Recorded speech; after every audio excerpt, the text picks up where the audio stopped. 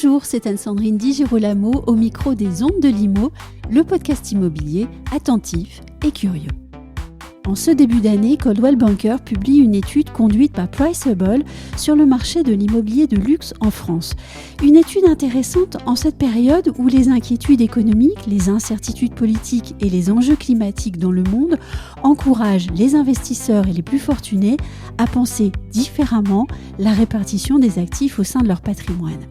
Alors, est-ce que l'immobilier de luxe en France est en train d'évoluer et si oui, comment ? Eh bien, la réponse avec nous au micro des Ondes de l'Imo de Laurent Demeure, président de Coldwell Banker France et Monaco. Laurent Demeure, bonjour. Bonjour. Avant toute chose, j'aimerais qu'on puisse poser, grâce à votre expertise, quelques notions et qu'on fasse quelques rappels. Tout d'abord, qu'est-ce que c'est qu'un bien immobilier de luxe et quelles sont, selon vous, les caractéristiques essentielles ? C'est vrai que c'est une bonne question. Puisqu'après tout, on peut parler du luxe sans vraiment. Oui. On a une tendance à jamais le définir, ou alors une tendance à le définir par les chiffres. Oui. Par les chiffres, c'est assez simple. C'est un bien immobilier au-dessus d'1 million qui appartient aux 10% les plus élevés du marché. Ça, c'est la définition standard, professionnelle, financière qu'on utilise partout dans le monde. Mais à l'arrivée, une fois qu'on a dit ça ne veut pas dire grand-chose, ça ne parle pas beaucoup aux gens. Parce qu'en fait, finalement, un bien immobilier de luxe, c'est avant tout un objet de collection. C'est quelque chose de particulier, à la fois par sa localisation, l'endroit où il est, par rapport à la qualité de l'immeuble, du bâti, de l'architecture, et aussi par rapport à tous les éléments visuels que l'on va avoir autour.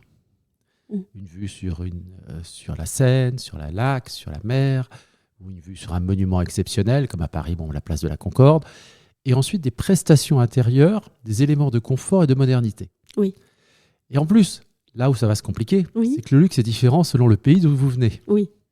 La notion de luxe pour un Chinois ou la notion de luxe pour un Américain ou pour un Français ou un Italien, n'est pas du tout la même. Nous avons, nous, un luxe européen qui est ancré dans une histoire versus des pays qui ont accédé à la fortune plus rapidement et qui ont une notion très différente du luxe que la nôtre.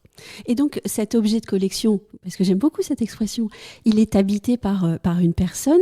Et j'aimerais aussi qu'on parle de cette personne, parce que, sans parler de sa nationalité en premier temps, mais quelles sont ses attentes, ses manières de fonctionner et surtout de penser son investissement ? Les personnes, je dirais, achètent avec des coups de cœur, toujours, finalement. Quel que soit le budget que vous avez, il y a toujours un coup de cœur. Il y a une notion de placement, il y a une notion de patrimoine, bien sûr, puisqu'ils gèrent, et ce sont des personnes en général avisées, qui savent gérer leur patrimoine, qui sont entourées de nombreux conseils, mais la notion de coup de cœur est essentielle. Et franchement, vous savez, je vais vous donner un exemple concret. Oui. Un client qui a acheté, il y a quelques années, qui voulait un appartement à Paris, un client russe. Et il a acheté finalement un appartement en top floor, au dernier étage, avec une terrasse à 360 degrés, qui surplombe l'ambassade russe. Pourquoi ? Parce que pour lui, c'est un moyen d'être au-dessus de son pays. Et parallèlement à ça, il a la tour Eiffel qui vient illustrer sa table de séjour. Et le soir, vous faites un dîner, c'est la tour Eiffel qui illumine le repas. Oui, il a préféré la lumière, là. Voilà. Donc, tout peut rentrer en jeu. Il y a plein de critères qui peuvent rentrer en jeu. Après, vous avez des familles européennes qui, elles, vont chercher, je dirais, à rester dans leur histoire, à rester dans la tradition. Et en fait, tout ça s'inscrit toujours à la fois un lieu, une histoire et une émotion. Oui, et donc la nationalité, mais surtout la culture, influe beaucoup sur ce choix. Bien sûr, les cultures sont différentes. Et un Italien qui a vécu à Rome, qui a vécu en permanence, il lève les yeux, il voit de l'art partout, il voit des statues, il voit des tableaux. Il n'a pas une approche où il va chercher de l'ultra-modernité. Oui, ou de la technologie. La technologie. Un Américain ou un Chinois va venir chercher de la technologie. Et on voit aussi les générations. Parce qu'aujourd'hui, la nouvelle génération, les millennials, qui ont accédé à la fortune beaucoup plus rapidement que les seniors, viennent nous chercher de la technologie, de la domotique, des appartements climatisés dans des villes comme Paris, où c'est un phénomène presque de rareté. Oui, c'est ce que j'allais vous dire. Ensuite, le marché local répond ou pas à la demande d'une certaine clientèle. Exactement. Je vais vous donner un exemple. Il y a une vingtaine d'années, un client californien qui voulait un appartement à Paris, place des Vosges, et qui voulait absolument avoir une cuisine de 30 mètres pour faire sa cuisine high-tech. Ça n'existe pas. Si vous venez vous offrir un appartement sur la place des Vosges, il va falloir vous adapter à la culture, vous adapter au style du pays. Avant de parler du marché français de l'immobilier de luxe, est-ce que vous pourriez me dire si les attentes de la clientèle ont évolué dernièrement, et si oui, de quelle manière? Alors les attentes de la clientèle sont en évolution en permanence, en fonction de la conjoncture, en fonction de la société. Et c'est évidemment, là, on a eu une vraie rupture avec le Covid. Avec le Covid, tout le monde a été confiné, essentiellement des centres-villes, et donc la clientèle a été enfermée. Et donc derrière, au moment où on a réouvert l'économie, au moment où on a réouvert la possibilité de sortir, il y a eu une grande envie d'autre chose, une grande envie de changement, une grande envie d'aération, de partir. Et donc on a eu un mouvement massif de sortie des villes pour aller vers des petits villages, pour retrouver une vie vraiment complètement différente. Et ce mouvement a créé une vague immobilière sans précédent. On a battu tous les records historiques en 2020, 2021, 2022 du nombre de ventes en France. Jusque-là, on était sous la barre du million, on est passé à 1 million, 1 million 100, 1 million 2 maintenant, unités. Donc c'était un mouvement sans précédent. Ce mouvement aujourd'hui est terminé. On a un retour à des fondamentaux un petit peu plus angoissants, l'inflation, des conflits militaires. Et donc les gens reviennent maintenant à plus de conservatisme et reviennent à leurs valeurs traditionnelles.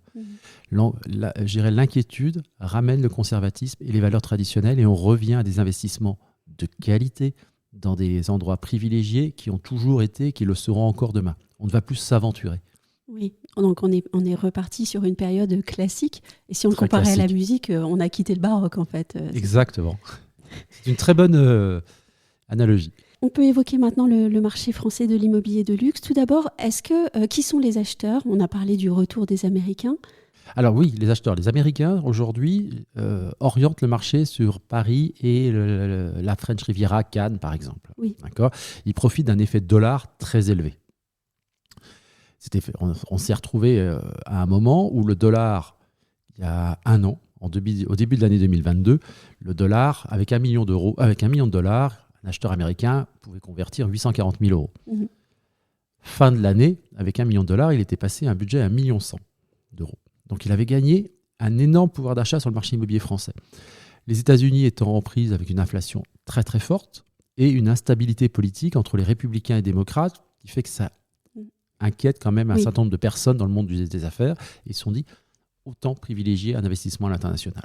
Donc nous, Coldwell Banker, on avait fait une étude pour 2000 personnes. Ils ont un projet d'immobilier en 2023 et 70% à l'international. Et la France est le marché prioritaire. Voilà. Donc ils viennent orienter le marché. Et à côté de cela, nous avons bien évidemment des chefs d'entreprise françaises, des professions libérales et aussi beaucoup l'Europe du Nord et la Suisse qui viennent acheter sur la France. Et en parlant de ces Américains, j'ai été étonnée puisqu'on sait qu'ils ont été très choqués par cet événement au Capitole. Mais nous, de notre côté, on a eu les Gilets jaunes, on a même un risque de retour des Gilets jaunes. On sait que les Américains avaient été très frappés et marqués par l'épisode des Gilets jaunes et pourtant, cette fois-ci, ils viennent acheter. Oui, c'est un paradoxe. C'est vrai que cet épisode des Gilets jaunes à l'époque a beaucoup marqué les Américains, mais je dirais qu'aujourd'hui, c'est le passé. Oui. Honnêtement, on a eu l'impression qu'avec le Covid, on a coupé l'histoire. Et on redémarre. On redémarre l'histoire. Oui. C'est comme une sorte de grand reset. On a remis tout à zéro et on est reparti d'une nouvelle histoire. Et alors, est-ce que la nouvelle histoire se fait aussi sur les territoires ? Tout à fait. Les territoires, aujourd'hui, ont un rôle essentiel à jouer. Il y a un besoin d'avoir des villes qui se développent de plus en plus. Et on voit, nous, la côte atlantique qui se développe énormément. Ça va de Saint-Jean-de-Luz, Biarritz, Osgore, Arcachon, Cap-Ferret, pour monter jusqu'à la Charente-Maritime, Royan et jusqu'à la Baule. Oui. Et toute cette façade atlantique, aujourd'hui, est en train de devenir l'équivalent de la Californie pour moi. C'est-à-dire, on vient chercher un style de vie et l'océan, qui amène quelque chose une ambiance particulière. Est-ce à dire que, par exemple, toutes ces petites et moyennes villes, ou moyennes plus importantes, elles ont toutes la possibilité de devenir un nouveau territoire du luxe ? Tout à fait. Je dirais, c'est vraiment, on voit se développer. Je vais prendre un exemple, c'est que nous, par exemple, on s'est implanté à Perpignan, maintenant il y a 2 ans, qui n'était pas du tout un territoire du luxe. Et aujourd'hui, c'est devenu un territoire du luxe. On fait des très belles ventes à Perpignan. On a de la clientèle parisienne, toulousaine, qui vient s'installer à Perpignan. Donc en fait, il y a un moment, on est sur des marchés où il y a très peu d'offres, finalement. Il y a un phénomène de rareté. Je dirais comme dans les très belles collections de montres ou les très belles collections de sacs à main dans certaines grandes marques, il y a actuellement de la rareté. Donc, les clients sont obligés de s'excentrer pour retrouver des nouveaux territoires de luxe parce qu'à un moment, ils ont envie de posséder, ils ont envie de se faire plaisir. Mais sinon, dans les secteurs ultra traditionnels, il n'y a rien à leur offrir. Il faudrait peut-être quand même qu'on parle aussi de Paris. Bien sûr. Vous avez parlé beaucoup de cinéma au cours de votre conférence de presse. Il y a d'abord eu le premier personnage, elle était française, Amélie Poulain. Et puis la deuxième, la petite Émilie, l'américaine. Alors ce Paris, comment est-ce qu'il évolue ? Alors c'est vrai que c'est un Paris rêvé, oui. Un Paris complètement idéalisé. Idéalisé, oui, mais c'est ça la France. La France, c'est l'histoire, c'est la culture, c'est les champagnes, c'est les maisons de couture. Oui. Et c'est le Paris d'Émilie ou c'est le Paris d'Amélie Poulain à l'époque de Montmartre. Et c'est cette histoire que les clients internationaux viennent acheter. Ils viennent s'offrir un morceau du patrimoine et de l'histoire de la France. Et ça, aucun autre pays ne peut leur offrir. Et comment est-ce qu'ils vivent la transition vers la réalité ? Franchement, là j'étais avec des Californiens en début de semaine qui étaient venus pour passer 3 jours à Paris, ils sont allés faire la fête. Oui. Ils étaient heureux.